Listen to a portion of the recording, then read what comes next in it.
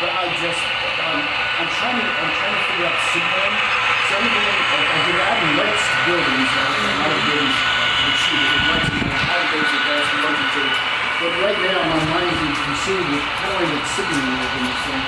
Because I understand. Was it not originally designed with signal in mind? Yeah. So now I got to figure out, if you design the signal in mind, you design the interlocking a certain way. Well, I designed the interlocking so I think it will operate this way to move trains around and switch and all that stuff. So now I've got some tough interlockings that I don't understand, like the one around the corner, where there's a crossover, but then there's also a turnout to feature for awareness, and then there's a turnout to the side. That I can get the main line, but I'm not quite sure what my logs I need to put a do the crossover and get onto the side. This whole thing is such a Well, one thing I noticed is you're doing a street car line up here. Is that a custom tool or is that that's HO, and that's a extended, that's called trade track. It's a foreign tracking street. It's German or Polish.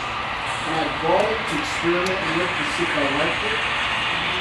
And probably now that I know I can do something, I've been figuring out how to do my own tracking street without using plastic. I can do it on Saturday.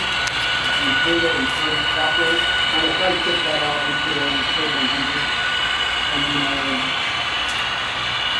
have some experimentation? it was extremely, yeah, one of all this, one of the whole system is where I'm at. I do everything that's on the city street will come off under the do that, so I can use the street specifically. But a lot of that's extreme, I don't use the plastic diesels, you see some of that on how you know it. The neat thing is I can just develop strip structures up that top, unscrew it, take it outside and scrape it all off the street.